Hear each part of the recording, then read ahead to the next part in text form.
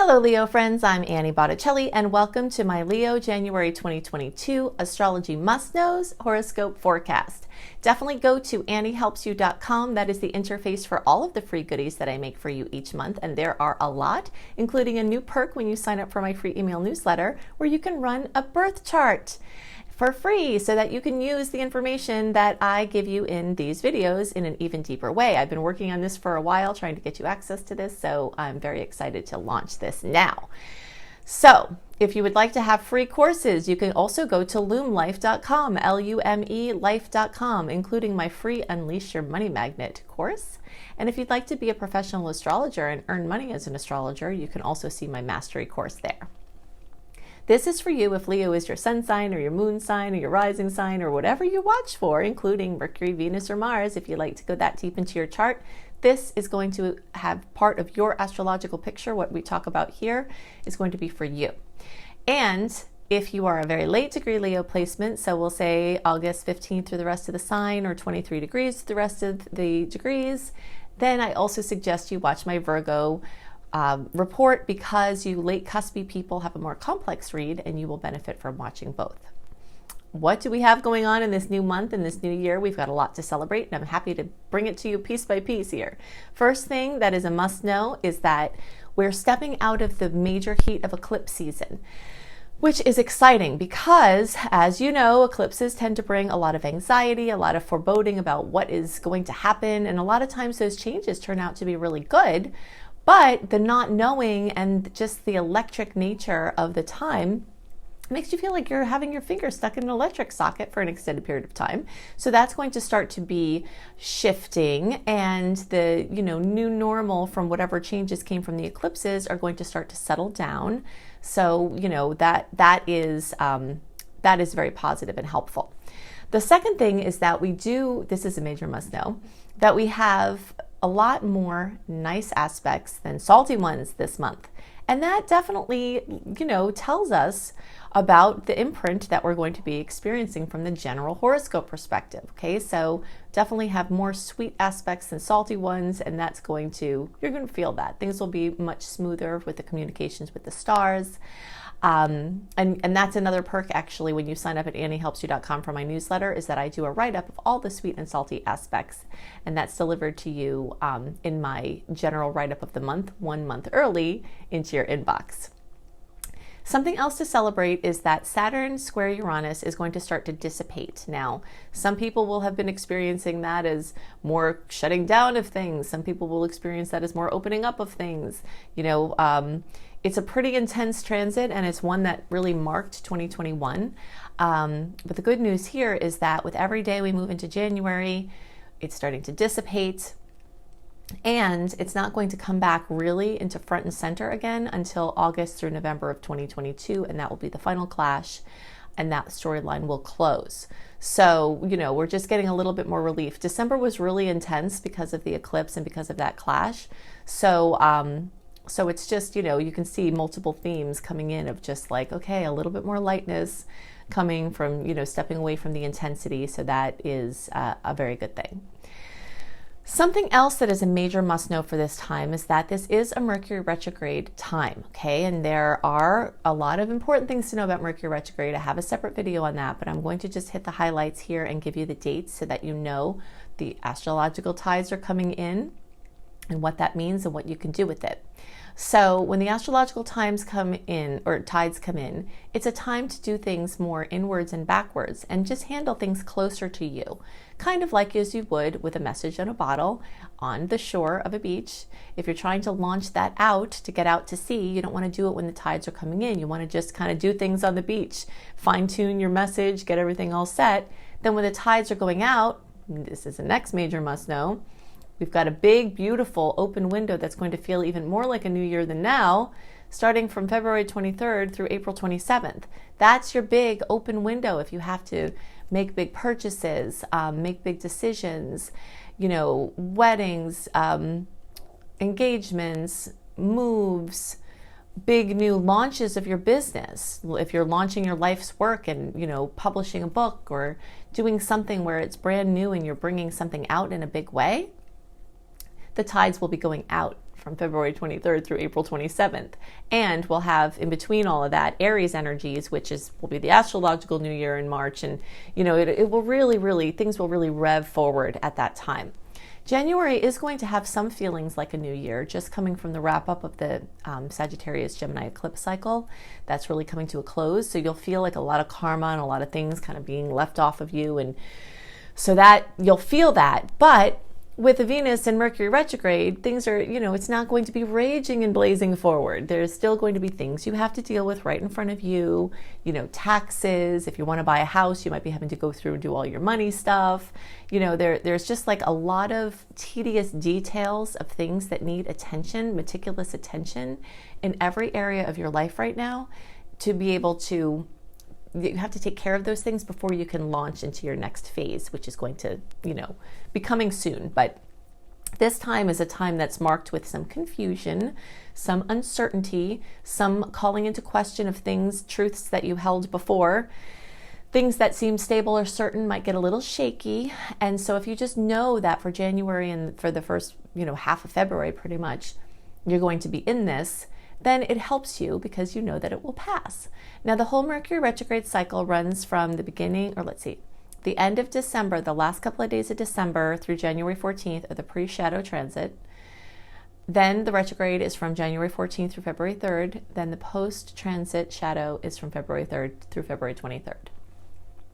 And that's important to note because those shadow periods do hold the same rules and challenges and opportunities that the actual retrograde itself holds. Now, my favorite manifestation of Mercury retrograde, major must know, is that you have to leave room for last minute magic because things coming out of the blue all of a sudden, like, hey, you want to do this? Or hey, someone's showing up in town, can you see them? Or, hey, there's an event or you want to take a little trip or something comes up in a last minute way that if you are overscheduled, you won't be able to say yes to that last minute magic. Plus, even just those yummy conversations and healing transactions that we have with people when we have some time to actually talk to them instead of rushing through, oh, sorry, I can't talk right now, I have to go, right? So the retrograde is a beautiful time when that overscheduled, overbusy time, if we leave, and not to say you're not going to be busy, because like I said, you've got a lot of tedious details you're going to be dealing with, but if you don't overschedule yourself and you just sort of make a system and a plan, I'm going to do this much this day, and you stay consistent with it, it can all be very manageable. And the Capricorn energies will help you to do that. But this last minute magic is something that you leave yourself open to. If you leave your schedule light and the plans that you do make, you write them in pencil instead of pen, because then there's less pressure when they do change. Okay? The more things you have in pen at this time, the more stress you're going to have because they're all going to be called into question probably. So trying things on without a permanent commitment is a very good must know for this month. And the more you can do that and just do sort of like things right in front of you, short range things, that will be to your benefit. This period really favors education and learning and research for future moves or decisions. So let's say you want to take a trip. This might not be the best time to plan the trip, like buy the tickets and do all of that stuff, but it is a really good time to learn about the place that you're going, price out the types of, expenses you'll have, do research on the kind of things you want to do. This way, when the energy is so open as February moves on, like the second half of February, then you'll have all your ducks in a row for making those plans. This time is not a great time to make plans for this time, and it's not a good time to make plans at this time for other periods of time because you're just not seeing clearly and things are going to change. Okay, so Venus is also in retrograde. Venus rules love and relationships and beauty and design and self-esteem and money and finances. So she covers a lot of ground, and this is a long cycle. This happens every 18 months where we've got a very long stretch of this story. So November 18th, the pre-Venus retrograde started. December 19th is the date that it actually goes retrograde. January 29th is the day Venus goes direct. And the post-transit shadow period goes until March 2nd. And all of that time, you'll have the opportunities and the things to look out for Venus retrograde. I'm going to touch on some here, and we'll talk about some things, directly related to Leo and where this is happening for you. But do watch my Venus retrograde video because there is so much to know, and we can't cram it all into this horoscope because it would dominate the whole time. Biggest must know is that you might not be seeing clearly. Okay, so it makes more sense to be practical with your decisions, first of all, to make any experimentation that you do something fixable or changeable, and to not make any major money or other beauty or relationship decisions that are not fixable at this time. It's a good time, and you will be reconsidering things that you do within your relationship. Some people might actually be reconsidering the relationships themselves. Going back over, maybe, there's a pregnancy and that's making you reconsider all the previous plans you had made because now you're making decisions for a family instead of, a couple. So there are definitely things that you had been planning for or thinking of before that new circumstances might start making you think differently about. And it's important for you to know that this reconsideration process really goes through January and February. Okay, now it is a bargain hunter's delight time because people who don't realize the value of things or who are emotionally stressed and not realizing that they're influenced by this Venus retrograde might be giving things away of value. So you might get a smoking deal on something, but at the same time, the odds are more that you might buy a money pit or that something you think is a deal is going to cost you more in the long run. So you just want to know that this is a time for your research, but for your big purchases, and unless there's some very, very clamoring, intuitive guidance or clarity otherwise, that you might not be seeing clearly until the end of February, March on money, love. So if you can hold off to make your big decisions, then you might be better off. But this is a great time for low budget fix-ups, sprucing up, and you will want to spruce up, your appearance, your wardrobe, your house, your space, getting, your car detailed, getting that dent out of your car, like any kind of cosmetic minor fixes are very, very well indicated for this time. The things we want to watch out for are like the surgeries, the painting your whole house or getting all new furniture, any kind of design or beauty elements that you're not going to be able to easily fix or change if circumstances change in the near future, which they are more likely to. Okay, so experimentation is key in a way that you don't lose the stability that you have with the things that you're experimenting about. And like taking some space in your relationship might be better than trying to leave it if that's what you're trying to, if that's what's going on for you, because you might have a change of heart when it goes direct and you might lose your chance if you leave someone and then change your mind afterwards. They might have moved on. So it's a good time to just kind of keep space without finality. And it's a good time to favor practicality.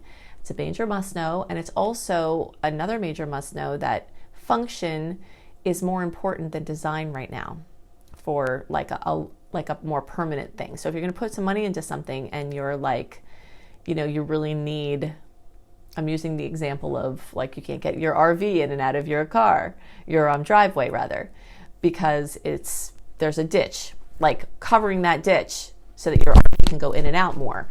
That's more of a functional thing than a design thing. And those types of things are well indicated at this time. So you might find that, you're fixing up things around your house, you're tightening doorknobs, you're fixing rotting wood, you're getting repairs that have been needing to be done.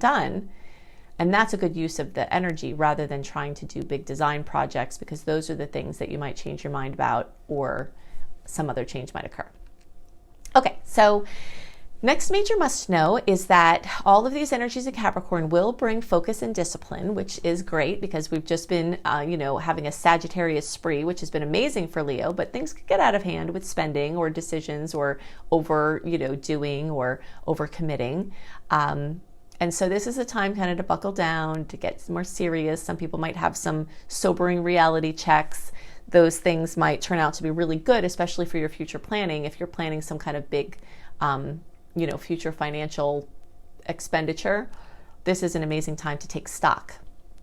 This is also going through your house of health. So again, this has been going on long term. You're having to ask and answer the questions, are the things you're doing sustainable for your health in the long term, including your work and your work schedule, And you might get some insights into that, and some healing, good healing could occur.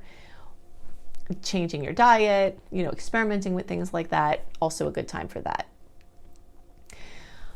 Now, we do still have some Sagittarius energies lingering, which is very favorable for Leo placements, because those cat placements, they make an awkward angle for you, so you will be feeling the pressure this month.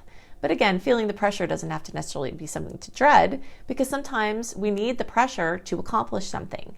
So you are going to feel the pressure from those cat placements to get some things done, get organized, get certain things straightened out.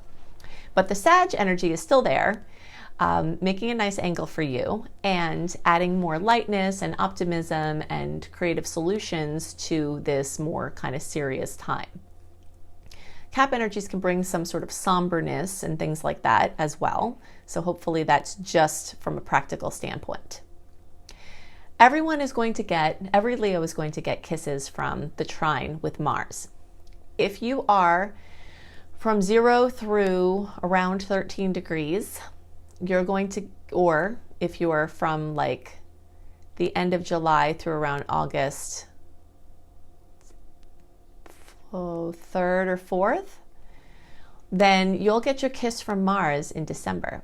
And if you're 13 to 14 degrees through the rest of the sign, or around August 3rd or 4th through the rest of the sign, you'll get your kiss from Mars in January. Okay, so a Mars kiss looks like action that manifests in a wonderful way, looks like resolution to something that had been a conflict, looks like stepping into cooperation with someone or something, being on the same team or same page with someone and it going really well, more boost to your vibrance, your physical health or your energy levels, and your ambitions and your oomph. So that can be very positive. All right, so the next big thing to know is that we are entering Aquarius season, and this is of special note for Leos because the Aquarius energies oppose your sign. Now, oppositions are points of conflict, but again, as we've talked about, points of conflict aren't things to fear. They're just things to know that they're going to happen or are happening, so that when you're like, what the heck is going on here? You're like, oh, right, those are those oppositions. This is what this feels like. An opposition means more push and pull in your relationships. It means sometimes that you need more attention and people in your life need more attention, and you're being pulled in both ways. But the things that are needing attention could be super positive things. So it doesn't have to be bad. It just means you're going to be stretched tighter and pulled further. But sometimes we can access our superhero self when we're stretched further, and when we're forced to, then we can activate our creative genius. So you will be feeling that. And, your commitments to your relationships are definitely going to be requiring attention at this time, but that can be for positive things too. Also, the Aquarius placements can bring a lot of social activity for you. And so your personal creative efforts and you helping other people with things or doing other social things, you'll be pulled a lot with that, but they can unite. So you combining your creative efforts with friends or with a social group and combining those things could be a nice way to balance that beautiful 180 degree opportunity that's happening. So you'll be really starting to feel that this month because Mercury is going to be retrograde in Aquarius. Now you'll all be feeling this, but those of you who are July born or 0 to 10 degrees will feel the most impact from the Mercury retrograde opposition because it will hit your placements exactly. You might be reconsidering some of your friendships or some of the ways that you do work. And again, remember, this is a reconsideration process, not necessarily the time to make big decisions, although you can set clear and loving boundaries. But just kind of remember that all of this, whatever you've got going on there, is in process, and you might not have all the details until more the end of, towards February, the end of February. So you might want to withhold on making a permanent decision, like if you're doing something different with a friendship group or a person, you might want to just remember that it's a reconsideration time. Okay, now, lots of opportunities are going to come through friendships in your social circle, and so the more you're out and circulating, the more you're going to be able to take care of those or take advantage of those things. And out and circulating could be online as well. It doesn't have to be in person, but you might find that in-person opportunities are coming. So the last big must know, and this is something I did talk about some in December because this is when it officially started, but it's the end of December that Jupiter got into Pisces. So that's very fresh and new here in January. So we're going to bring it back up again. When Jupiter is moving through Pisces, it's accentuating the 8th house for Leos. And that means that from the end of December through the beginning of May, especially, and then it will come back around a little bit towards the end of 2022, but this is like the big Jupiter and Pisces time.